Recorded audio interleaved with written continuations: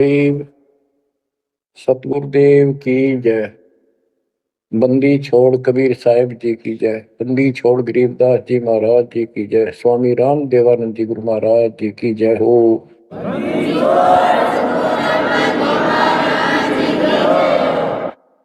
सर्व संतों की जय, सर्व भक्तों की जय, धर्मी पुरुषों की जय। श्री काशी धाम की जय, श्री सुब्राणी धाम की जय, श्री क्रोथा धाम की जय, श्री बरवाड़ा धाम की जय। सत साहिब परमपिता परमात्मा की प्यारी आत्माओं, परमेश्वर कबीर जी ने आपके ऊपर विशेष रजा की है। आप अमर कथा सुन रहे हो, सत्यनारायण कथा सुन रहे हो,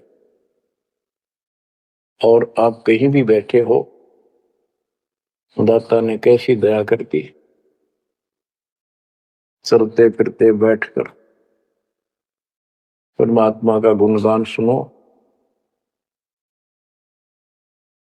बच्चों, ये सत्संग जो है ये आध्यात्मिक पढ़ाई है, ये आध्यात्मिक शिक्षा है। इसको समझने के लिए भी काफी समय की आवश्यकता है। जैसे बच्चे स्कूल जाते हैं, यानी 15-16 वर्ष तक तो वो टोटली फ्री होते हैं। अपनी पढ़ाई करो, ट्यूशन लगवाओ, क्लास में पढ़ो। तो ऐसे करते करते वो विद्वान बन जाते हैं, डॉक्टर बन जाते हैं, इंजीनियर बन जाते हैं और बड़ी बड़ी शिक्षाएं प्राप्त कर लेते हैं। इसी प्रकार आपको ये आध्यात्मिक लेक्चर अटेंड करते रहना चाहिए। संसारिक काम भी करो, शिक्षा ग्रहण भी करो, लेकिन ये शिक्षा साथ जरूर ग्रहण करो। इसके बिना सब व्यर्थ है। वो तो सिर्फ पेट के लिए, रोजी रोटी के लिए। जो भी कर्म हम करते हैं सब रोजगार के लिए होता है, और वो रोजगार करते करते नुकसान हो जाता है। सब कुछ करते करते हानि हो जाती है, कोई लाभ नहीं मिलता। इधर कमाते हैं, उधर रोग हो जाता है, यहां से कमाया उधर खत्म हो गया।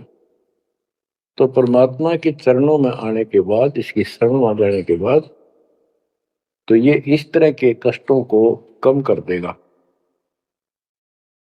परमात्मा की महिमा भी ना सुने, भक्ति ना करें और काम में ज्यादा ध्यान दें, कभी नुकसान ना हो जाए। और वो करते करते हो जाता है, फिर घर के रहते ना गांठ के। इसलिए काम अवश्य करो, पर इसमें नागा ना करो। परमात्मा की महिमा अवश्य सुनो और भक्ति डेली करो, सुबह दोपहर शाम के परमात्मा की स्तुति। आजकल तो अनपढ़ भी कर सकते हैं, मोबाइल घर घर है, उसमें लगाओ आरती, सुबह दोपहर शाम के आराम से सुनो। काम भी करते रहो, खाना बना रहे हो आरती चल रही है, बहुत बढ़िया, ध्यान आरती में रहेगा। जैसे ड्राइवर गाड़ी चलाते हैं, ड्राइविंग तो बहुत सावधानी का काम होता है, लेकिन उसमें बातें करते रहते हैं, वो चलाता भी रहता है। इसी प्रकार इस समय का ऐसे सदुपयोग करो, श्रवण भी करो, गाड़ी भी चलाओ, तो आरती भी लगा लो, उसके अंदर चलते रहो, सुनते रहो। तो परमात्मा ने आपके ऊपर रजा करने में कसर नहीं छोड़ रखी। और अब आप भी चौकस हो जाओ, सतर्क हो जाओ, समर्पित और दृढ़ हो जाओ। तो बच्चों, ये है वो तत्व ज्ञान। और अभी तक तो हमारे को अध्यात्म का सिर पैर भी ज्ञान नहीं था। और जब तक बच्चों हमें विश्वास नहीं होता कि परमात्मा कौन है, इसका प्रमाण कहाँ है, कहाँ प्रूफ है, और हमारी आत्मा इस बात को नहीं स्वीकार कर लेती क्या सचमुच यही सत्य है, तब तक हम भक्ति भी करते रहते हैं और आत्मा अस्थिर रहती है, मन अस्थिर रहता है, कोई भी कोई साधना बताता है, हम उसी को करने के लिए तत्पर हो जाते हैं। वो पहले वाली तो छोड़ते नहीं और भी शुरू कर देते, क्योंकि हमें चाह है परमपिता की। हमें इस बात का एहसास है कि एक शक्ति है जो हमारे दुखों का निवारण करती है, किस्मत से भी अलग देती है। किस्मत में दुख आया, प्रारब्ध में कष्ट हुआ, तो हम उसके निवारण के लिए किधर झाड़ फूक वालों के पास, कहीं हाथ दिखाने गए, कहीं पहाड़ों पर किसी ने बताया वहां गए, व्रत रखने को कहा वो रखा। हमने हर तरह से कोशिश की कि कोई सुख प्राप्त हो, ज्यादा धन प्राप्त हो, लेकिन ऐसा कुछ नहीं हुआ।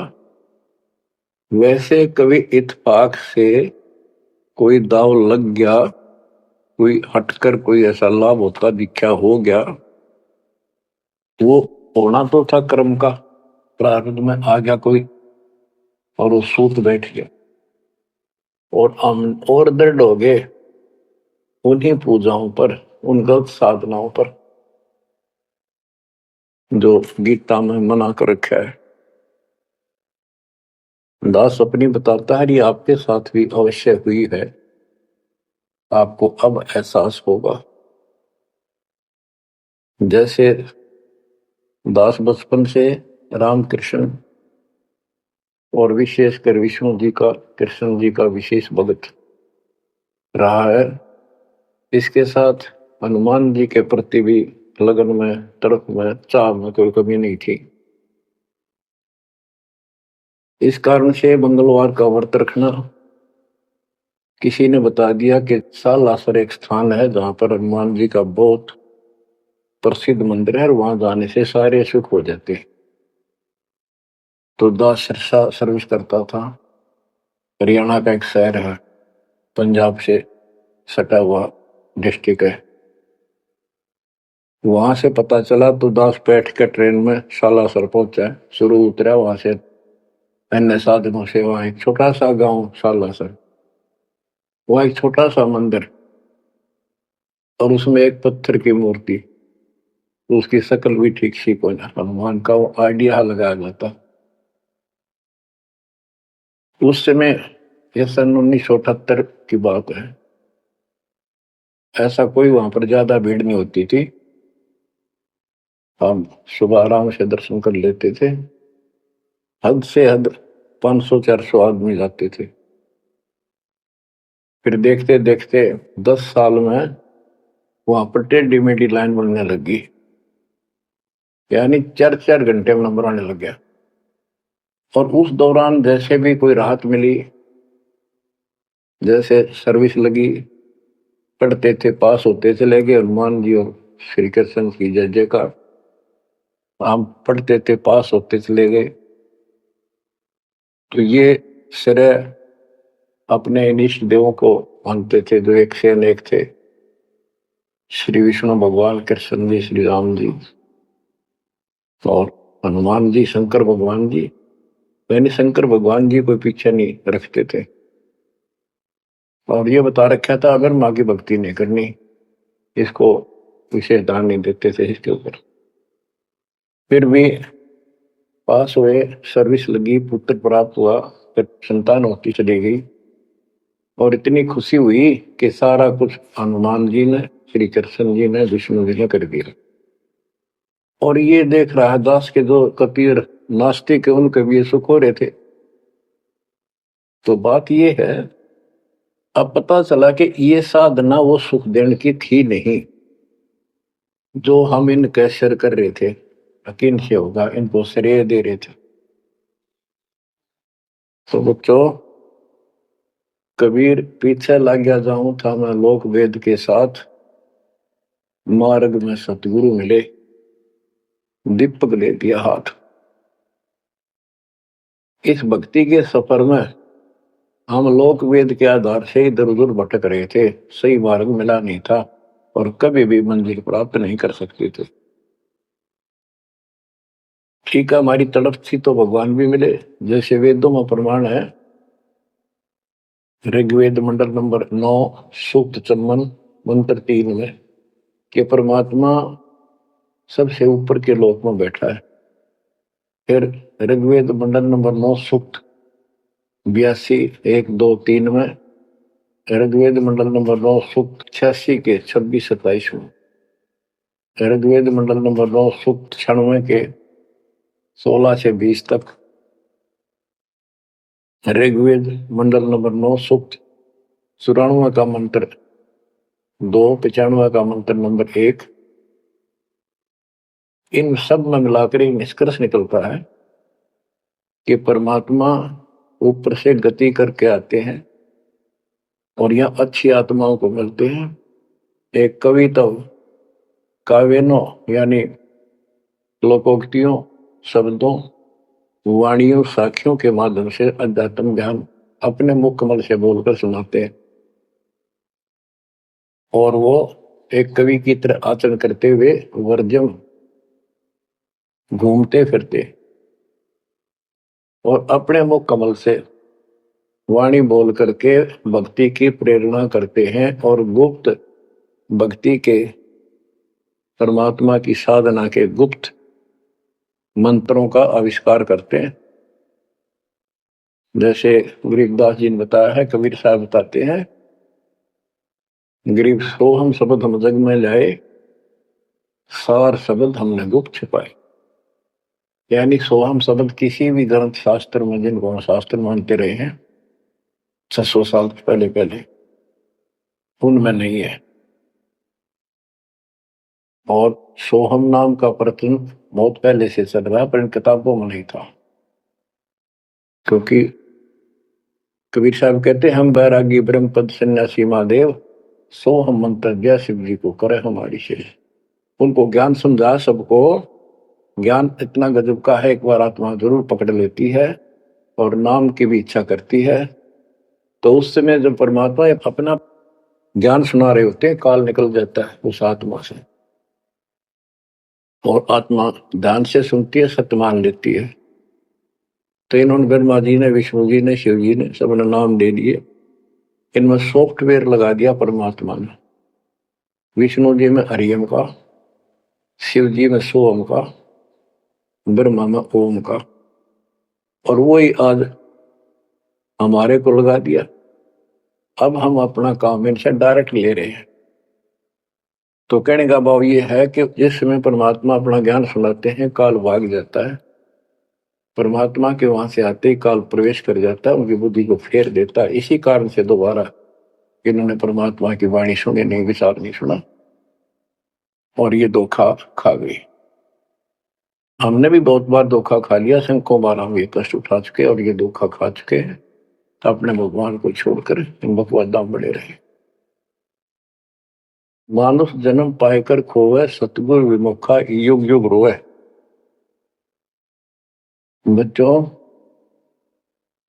गिरीव सतगुरु संगत छोड़कर लाख वर्ष जप कीन, इंद्रिय क्रम ना मोक्ष होए, रह काल के आदि।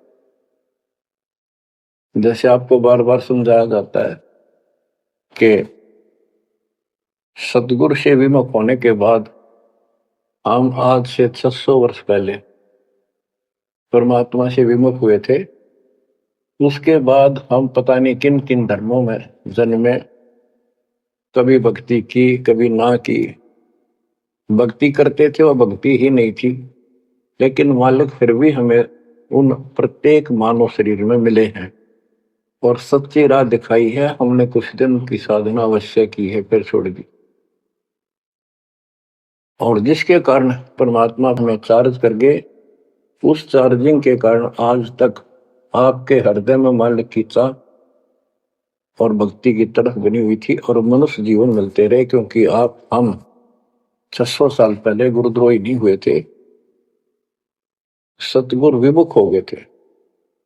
सतगुरु विमुखा युग युग रोए, मानुष जन्म पाकर खोए। एक उदाहरण देता हूं। एक राबी नाम की लड़की, जिसको राबिया भी कहा, मुसलमान धर्म में जन्मी, वह पिछले सतयुग से मालिक के उनके साथ लगे थे अपनी बेटी को, अपनी आत्मा के। गरीबदास जी ने बताया है कि कबीर साहब बताते हैं, दो दिन मेरी शरण है, यानी एक बार किसी युग में चाहे वो 10 दिन भी नाम ले ले फिर छोड़ दिया वो, मालिक उसको अपने खाते में लिखता है। और फिर उसको धीरे धीरे धीरे धीरे देखो, अपने पिता को देखो हमारे लिए कितना कष्ट उठा रहे, उसको धीरे धीरे चार्ज करते रहते हैं, चार्ज करते रहते हैं, भक्ति की तरफ जन्म जन्मांतर बढ़ाते रहते हैं। उसी कर्म अनुसार, उसी क्रिया में वो लड़की आत्मा शराबी बनी हुई थी, मुसलमान घर में जन्म था, 12-13 साल की बेटी थी, भेड़ बकरियां चरा रही थी, और वो सारी सृष्टि के रचनहार हमारे पिता अपनी बेटी के लिए उस जंगल में पहुंच गए, घास फूस पर बैठ के जाकर बेटी के पास मुसलमान धर्म जिंदा का रूप बनाया। हमारे अंदर एक धर्म कर्म की ये भी एक समस्या है कि हम अपने धर्म वालों को महत्व देते हैं, दूसरों से नफरत करते हैं, ये काल की चाल है। इसलिए दाता सौ सब क्षेत्र में करूं अपने धन के काज, हिरण्यकशिपु जो मार दो नरसिंह धर के साथ। इब्राहिम सुल्तान दम के बंदी बन के चले गए, एक नौकरानी बन के चले गए। क्या पड़ा था उनको? कोरड़े खाए, नौकर बने, अपने बच्चे को नरक से निकालने के लिए कि तुम बालक हो, बुद्धि छोटी है, बच्चे की बुद्धि इतना काम नहीं करती, इस ज्ञान से आपकी बुद्धि विकसित होगी, आप कुछ दिनों में संकेत समझने लग जाओ। अब जैसे रब्बी को मालिक ने समझाया, तो बच्चों परमात्मा अपनी उस बेटी, उस आत्मा के राबिया के पास जाकर बैठ के जंगल में गर्मी सर्दी घास फूस के ऊपर बैठ के और उसको समझाने लगे, बेटी भक्ति किया करो।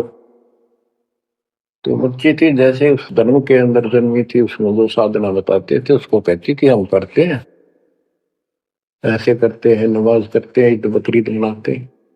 तो परमात्मा ने उनको काफी समझा, कई दिन लगातार जाते रहे, फिर चले जाते फिर आ जाते। अंत में लड़की ने स्वीकार कर लिया, भगवान मुझे वो सच्चा राह बता दो जिससे मोक्ष मिले। परमात्मा ने उनको मंत्र दिए, ये मंत्र दे दिए पांचों, लेकिन ये नहीं बताया ये किस किस के हैं, क्योंकि इसके बताने की जरूरत भी नहीं है। या तो चाबी है, किसी भी खजाने की है या कोई और सामान वाले की है, उस ताले के लाओ खुल जाएगा और उसमें वो सामान आपको मिल जाएगा। फिर भी याद होना आवश्यक है कि ये इसमें यू सामान है, इसमें यह सामान है। तो लड़की ने कुछ दिन मालिक की साधना की, 4 वर्ष। उसके बाद समाज के दबाव में शानी होगी, उसने यहां तक फैसला कर लिया कि ये तो संस्कार बढ़ते चले जाते हैं, शादी ही नहीं कराऊंगी, विवाह नहीं कराऊंगी। उसने निकाह करने से मना कर दिया। माँ बाप ने कोशिश की, लेकिन बिल्कुल स्पष्ट शब्दों में कह दिया, मैं विवाह नहीं करूंगी, मैं अल्लाह खुदा को प्राप्त करूंगी। माँ बाप परेशान हो गए कि बच्ची है, इसने तो जिद लगा ली, और इसका जीवन कैसे पार होगा, कैसे पास होगा, तो हो ही नहीं सकता। माँ बाप ने कहा, बेटी या तो निकाह कर लेना, दोनों मरेंगे। लड़की ने सोचा, चल माता पिता की हत्या का क्यों सिर पर दोष दूं, आगे अपने पति से बात कर रहे हैं। निकाह हो गया। मुसलमानों के अंदर लड़की से अपनी राय पूछी जाती है विवाह के समय कि क्या आपको ये निकाह कबूल है। लड़की यस कर देती है तो विवाह होता है, ना तो नहीं होता। ये स्वतंत्रता बेटी को है। उसने यस कर दी, विवाह होगा। उनका पति बहुत बड़ा अधिकारी था, अफसर था, साहब था। मुसलमानों में एक से अधिक विवाह भी हो जाते हैं, सामान्य बात है। तो उसने यही विचार किया था कि तो शादी और कर लेगा, वहां दबाव बनाऊंगी ना तो मर जाऊंगी और क्या इलाज है।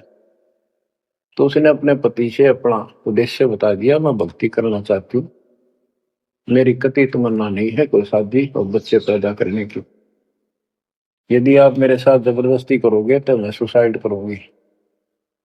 उनका पति भगवान से डरने वाला मुसलमान था, वास्तव मुसलमान था। उसने कहा, राबिया आपने निकाह कबूल क्यों किया, ये बता। उसने कहा कि मेरी मजबूरी थी, मेरे माता पिता मर जाते, मैं वो दोष नहीं लेना चाहती थी, उनका भी काम बन गया। कि आप बताओ आपका क्या इरादा है। मेरा फाइनल है, या तो मौत या अपनी भक्ति करूंगे। इतना दृढ़ विश्वास देखकर उसने कहा कि राबिया कोई बात नहीं, आप भक्ति करो, मैं अल्लाह के मार्ग में बात नहीं बन सकता, मैं भी भगवान से डरने वाला हूं। लेकिन जैसे आपकी लोक लाज के कारण आपके पिता की समस्या प्रबल थी, इसी प्रकार समाज हमारा भी है, लोक लाज हमें भी है। आप मेरी दृष्टि में, मेरी तरफ से तो मेरी सिस्टर होगी, समाज की दृष्टि में मेरी वाइफ बनकर रहना होगा। वो बोली मुझे मंजूर है। उसके लिए अलग व्यवस्था कर दी, अपनी भक्ति कर, किसी चीज की कमी नहीं आने देंगे। उसने अपनी और शादियां कर ली। अब वो 50 साल की होगी, सब देखा कि ये तो बिल्कुल देवी का रूप है, पलक भी उठाकर नहीं देखती। ये पिछले संस्कार थे, वो बैटरी चार्ज थी, उसमें चाह थी, आगे बैटरी लगी नहीं है, धीरे धीरे नष्ट होगी। या रोड मारा काल मारी, ये बहुत बड़ा षड्यंत्र है। सतगुरु कबीर साहब ने इसको कोई खोल नहीं सकता, इसे बचा भी नहीं सकता। इसलिए सतगुरु की शरण नहीं छोड़नी चाहिए। उसने अपने पति, जो संसारिक दृष्टि के पति से कहा कि मैं हज करने जाना चाहती हूँ। उसके पति ने कहा, बहुत खुशी की बात है, मुझे पुण्य मिलेगा आपके सहयोग में, और कोई व्यवस्था ऊंट घोड़े की करवा देता हूँ, उस पर आराम से बैठ कर जाइए। बोली नहीं, मैं पैदल जाऊंगी, क्योंकि ये आस्था हमारी भगवान के प्रति अहंकार में नहीं, ऐसे जावा तो और बढ़िया है, ये वो शुरू से धारणा है। उस समय साधन भी नहीं होते थे, ऊंट घोड़े होते थे, रेगिस्तान में ऊंट ही चलते थे। वो बोली नहीं, मैं पैदल जाऊंगी। राबिया पैदल जा रही थी, रास्ते में कुआं था, उसमें बाल्टी और रस्सा नहीं था। एक कुतिया वहां पर बहुत बुरी तरह रो रही थी, कभी कुएं की तरफ जा रही थी, राबिया के चरणों की तरफ आ रही थी। वो समझ गई कि प्यासी है और साथ में बच्चा है, मरेगी की, बच्चे भी मरेंगे। आओ देखा ना ताओ देखा, दया बिना दरवेश कसाई। वो दरवेश थी, संत थी, दयालु थी, असली मुसलमान थी। उसने अपने बाल पाड़े सिर के, रस्सी बनाई लंबी, वो 100 फुट नीचे पानी होता था, और फिर अपने कपड़े निकाल कर शरीर के उसके बांध कर नीचे भिगो के बाहर टपकाए, निचौड़े एक मटके के टूटे हुए पात्र में। कुतिया ने जी भर का पानी पिया, और लड़की ने अपने जो सिर के बाल पाड़े, थोड़ा बहुत खून निकला था, रक्त, ब्लड को साफ किया, कपड़े पहन लिए, मक्का के लिए चलने लगी। वो मक्का उठ के कुएं के साथ आकर खड़ा हो गया। लड़की ने तो जाना ही मक्का में था, एकदम प्रवेश कर गई। उधर इब्राहिम सुल्तान अदम की पहले बॉडी में वो आत्मा गई हुई थी, क्योंकि परमात्मा उनको भी प्रेरित करते हुए आ रहे थे। जो इब्राहिम सुल्तान अदम बाद में सम्मान बना, तो जिनको ये ज्ञान हो जाता था, वो अपने धार्मिक मेलों में जरूर जाते थे औरों को समझाने के लिए। तो इब्राहिम सुल्तान अदम वाली आत्मा वहां गई हुई थी, लोगों में चर्चा हुई, वे मक्का गया कहाँ, हद होगी, मंदिर ही नहीं है यहाँ पर। तब अब्राहिम सुल्तान अदम कहता है, गरीबदास जी बताते हैं, सुल्तान अदम मक्के गया, मक्का नहीं मकान, गया रांड के लेन को यूं कह अदम सुल्तान। लोग बोले रे क्या बोल रहा था, फिर इतने में वो मक्का वापस आ जाता है और उसमें से राबिया निकली। राबिया देखी, लोग भाग कर प्रवेश किया, देखा तो एक राबिया ने एक लड़की, उसने अपना परिचय दिया।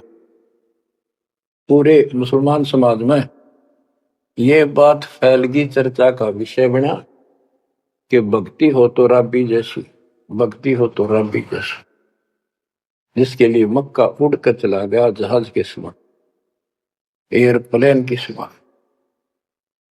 तो वह हज के लिए गए हुए व्यक्ति अब्राहिम सुल्तान से बोले, अरे भले आदमी, तो एक देवी को क्या कह रहा था, गया रांड के लेने को, नु कह तुम सुल्तान एक नकमी आत्मा को यो मक्का लेने गया है। तेरा तो भाई दिमाग खराब हो गया, इसी देवी के बारे में ऐसे शब्द बोले तुझे पाप लगेगा, दोजख में जाएगा। तब उसने उनको बताया, ये कभी आत्मा इसके लिए आए थे, इसको वहां मिले थे ऐसे ऐसे, और इसने वो सत भक्ति छोड़ दी, क्योंकि परमात्मा साधु रूप में कहीं प्रकट हो जाते हैं, ये उनका एक नियम है, अच्छी आत्माओं को मिलते रहते हैं। तो उस अब्राहिम सुल्तान वाली आत्मा को बताया था कि ऐसे एक राबी नाम की बेटी है, उसको भी मैंने ज्ञान दिया, पर नालायक ने वो भक्ति छोड़ दी दुख पाव में। तो उसने बताया कि इसको सत भक्ति मिली थी, डरे डोना ही है यार, उस पिछली साधना के कारण ये सब कुछ हो रहा है। परंतु उन लोगों के अबन में कहाँ समाने वाली थी ये बात, दो अक्षरों में। उस जीवन को पूरा करके वो लड़की, वो आत्मा अगले जन्म में एक बांसुरी नाम की लड़की बनी, जन्म हुआ, धार्मिक शब्द सुनाया करती थी, बड़ी प्रबल, क्योंकि प्रेरणा थी, उसमें भी अनमैरिड रही वो। और यहां तक विचार कर लिया कि ये सुना है मक्के में जो मरता है वो सीधा जन्नत में जाता है, स्वर्ग में। तो इससे बड़ी अवसर कहाँ मिलेगा, अगर दोस्ता होगी। मक्के में अपनी गर्दन काट दी और चढ़ा दी, सब जगह ये चर्चा होगी, भाई बांसुरी तो जन्नत में जाएगी, सिद्ध दरवाजे खुले हैं। अब बताओ, वो तो लोक वेद था, तत्व ज्ञान क्या कहते हैं। उसके बाद वो लड़की अगले जन्म में फिर लड़की रूप में जन्मी, युवा होकर वैश्या का जीवन दिया, सारा जीवन गंदे कर्म करो, एक भी अच्छी सोच नहीं, छोड़ दिए कर्म काल में। मानुष जन्म पाएकर खोए, सतगुर विमुखा युग युग रो। वो फिर मर गई उस गंदे जीवन को भोग, पाप इकट्ठे करके ढेर लाग। उस 3-4 साल की साधना से उसको मनुष्य शरीर मिलते रहे। उस दौरान परमात्मा ने कोशिश की, लेकिन वो रंग में रंग चुकी थी। बांसुरी वाले में खुद गायक बन गई, लोग प्रशंसक हो गए, बड़े बड़ी अल्लाह का ज्ञान सुनाती है, और वैसा बनने के बाद उसी कर्म वैसे फूट लिए, अच्छे बात समझ में नहीं आई। वो फिर मृत्यु को प्राप्त हुई, वैसा का जीवन, गणका का जीवन भोग कर फिर वो शेख तकी नाम के एक धार्मिक मुसलमान पीर के घर जन्म लिया बेटी के रूप। 11 वर्ष की 12 वर्ष की आयु पूरी करके वो मर गई, समय संस्कार पूरा हुआ। परमात्मा कहते हैं, सोचल छिदर मैं करूं अपने जन के काज, उस आत्मा को फिर अपने चरणों में लेना था, अपनी प्यारी आत्मा। जो जन मेरी शरण है ताका हूं मैं दास, केल के लाग्या करूं जब लग धरती आकाश। तो कारण बनाया, शेख तकी के मन में ये धारणा पैदा की कि राजा सिकंदर लोदी से, जो उसका धार्मिक पीर था शेख तकी, उसने कहा कि आप कहते हो, इसने कबीर ने रामानंद जी को जीवित कर दिया, गर्दन काट दी थी आपने, और आपका जलन का रोग ठीक कर दिया। कमाल जिंदा कर दिया। वो तो वैसे उसमें सदमे में था, वो ऐसे वैसे हो जाता, इत्तेफाक उसको जीवित होना था, इसका कबीर का नाम बन गया। जब जानो मैं इसको, मेरी बेटी को जिंदा कर दे जो कब्र में दबी हुई है, 15-20 दिन हो गए। तो कबीर साहब से कहा गया होगा, उस शेख तकीर ने ढिढोरा पिटवा दिया कि इसकी बेइज्जती हो तो छक्का हुआ है, मूर्ख बना रहा। उधर कबीर साहब ने कह दिया कि भाई खूब बुला लो, आसपास जितने बुला सकते हो, सबके सामने देखते हैं परमात्मा की क्या रजा होती है। हजारों व्यक्तियों के सामने कब्र फुड़वा दी, उसमें 100 पड़ा था। कबीर साहब ने कहा एक शेख तकी की बेटी जीवित हो जा, लड़की नहीं जीवित हुई। फिर दोबारा कहा, फिर भी जीवित नहीं हुई।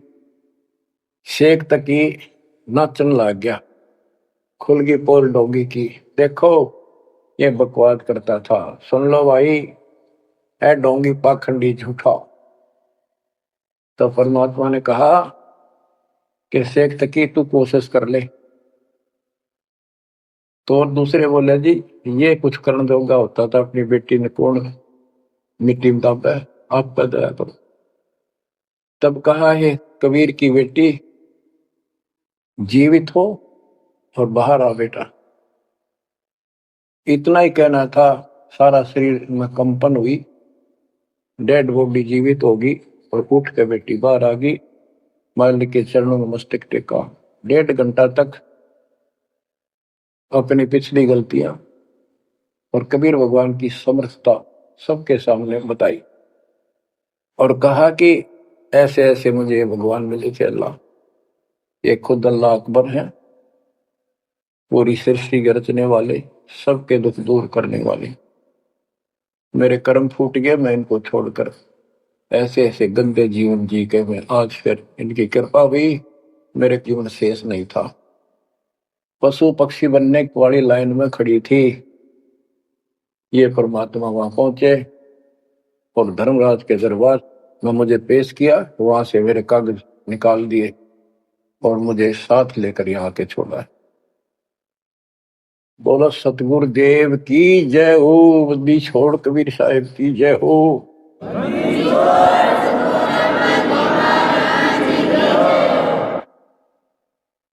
तो कबीर साहब ने कहा बेटी जा अपने पिता के साथ, शेख तकी के साथ। तो बेटी बोली मुझे अपना पिता मिल गया, अपना मालिक मिल गया,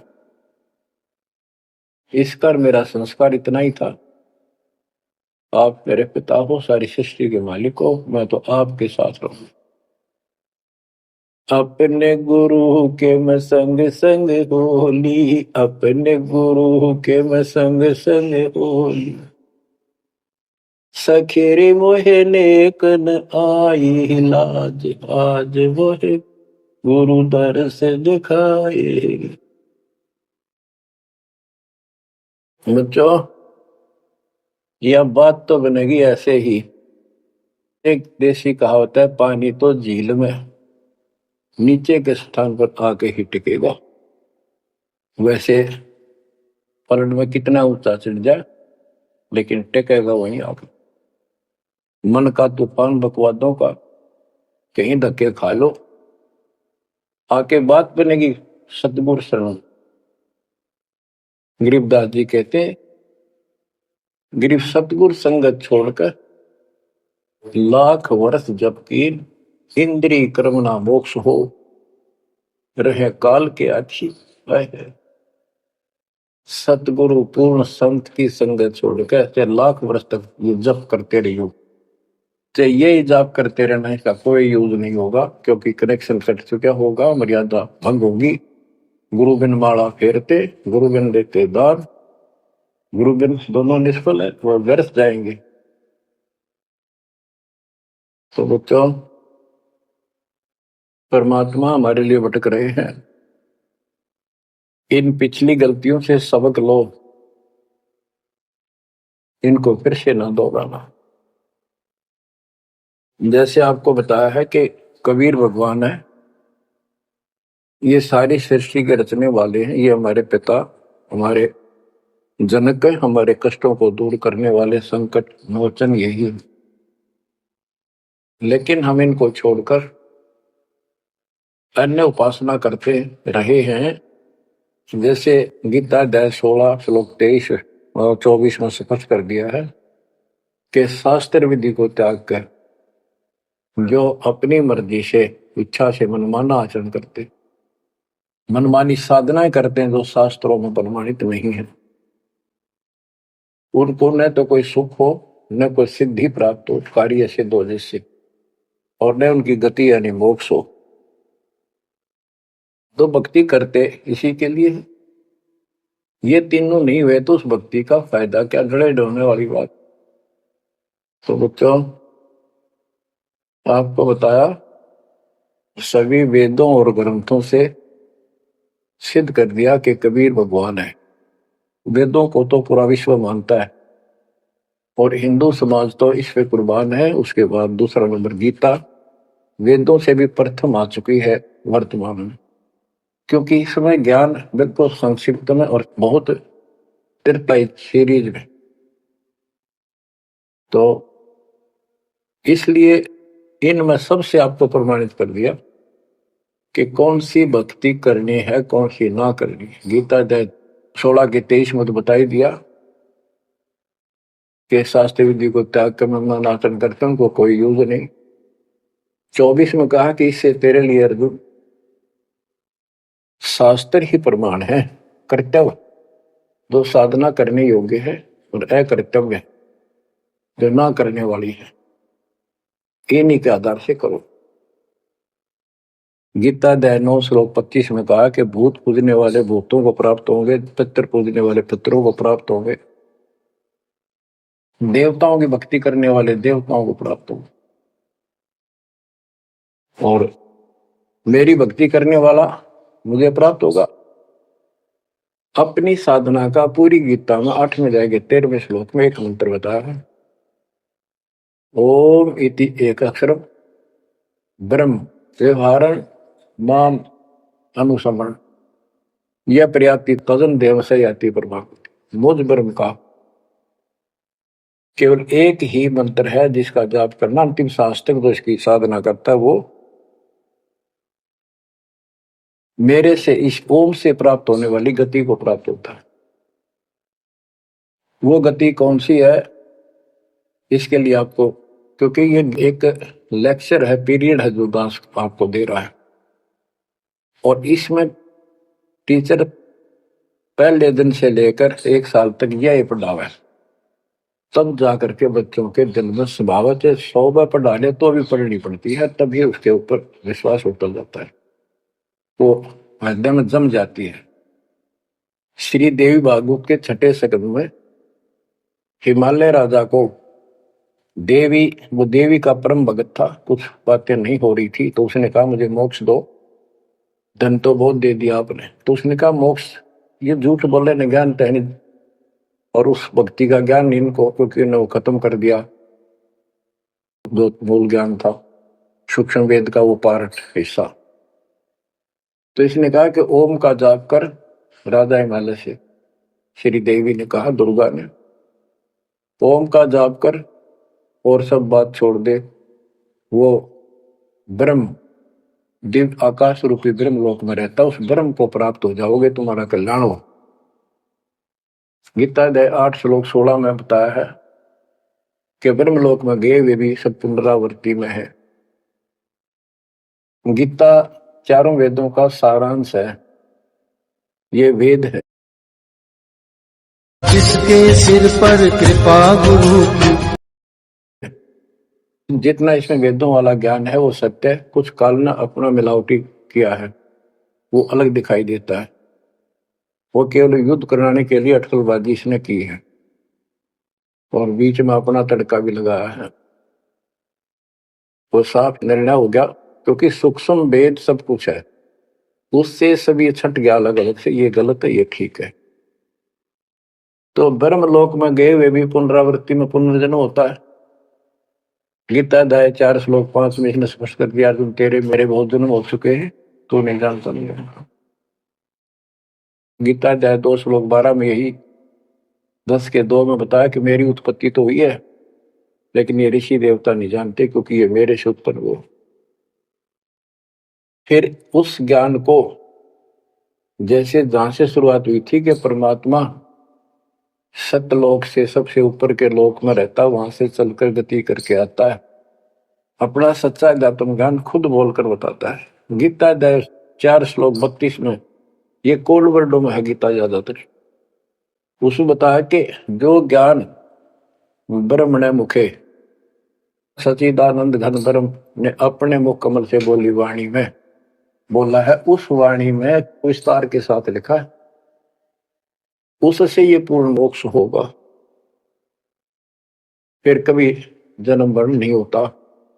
उसके बारे में चौथे अध्याय के 34वें श्लोक में कहा है कि उस ज्ञान को तत्वदर्शी संतों के पास जाकर समझ, उनको दंडवत प्रणाम करने से, कपट छोड़कर उनकी सेवा करने से वो तत्वदर्शी संत जो तत्व ज्ञान का उपदेश करेंगे।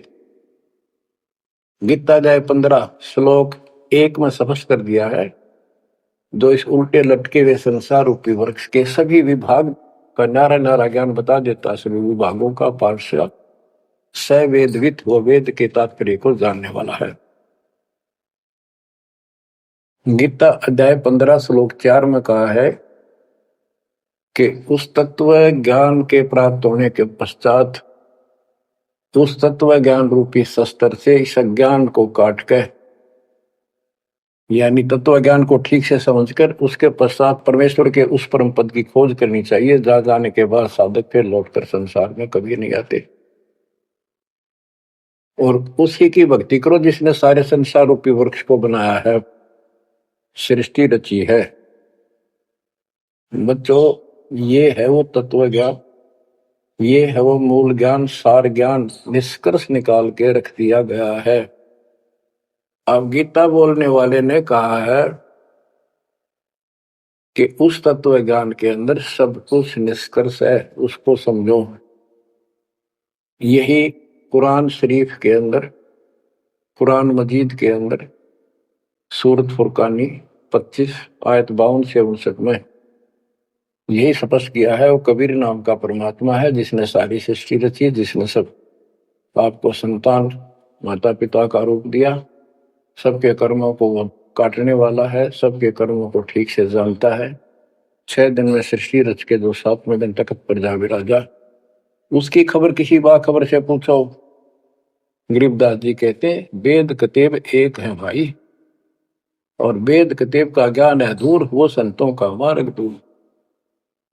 ये अधूरा ज्ञान है, जब इसमें स्पष्ट है ही नहीं, जब ये कह दिया कोई और बताओगा तो वो और अब आपके सामने है, आपको प्राप्त हो चुका है। अब भी बच्चों नहीं समझोगे तो कौन सी विधि अपनाए जो आपकी आंखें खोले। कबीर द्वार धनी के पड़ा रहे, धक्के धनी के खावे, 100 काल झकझोरी कर द्वार छोड़ नहीं जावे। अब आपने इतना करना है, इस ज्ञान को समझकर मालिक से दूर ना होना, सतगुरु विमुखा मत हो जाना। इसमें आपको अच्छा लगे चाहे कोई कष्ट लगे, वो कष्ट भी गॉड गिफ्ट होगी। हो सकता है पता नहीं कौन सा पाठ सा कष्ट आपका हल्के में टल रहा हो, पर जल्दी ना करया करो, और तो धरती पर कहीं जा रही हो तुम्हें कभी राहत नहीं मिलेगी। तो बच्चों, मानत ना मन मोरा साधो, मानत ना मन मोरा रे, बार बार मैं ये समझाऊं जग में जीवन थोड़ा रे, बार बार मैं ये समझाऊं जग में जीवन थोड़ा। दुविधा दुर्मति चतुराई में जन्म गया नर तोरा रे, अब भी आने में लो सत्संग में, करो गुरु ज्ञान पर गौरारी। अब भी आने मिलो सत्संग में, करो गुरु ज्ञान पर गौरारी। शरण पड़े को गुरु संभाले, जाने के बालक भोला रे। कह कबीर तुम चरण चित राखो, जो सोई में डोरा रे। कह कबीर तुम चरण चित राखो, जो सोई में डोरा रे। मानत ना मन मोरा साधो, मानत ना मन मोरा रे। बार बार मैं ये समझाऊं, जग में जीवन थोड़ा रे। बच्चों, जैसे धागा सुई में चिपका रहता है, ऐसे लटके रहियो परमात्मा के दास के चरणों, मोक्ष मिलेगा सत साहिब।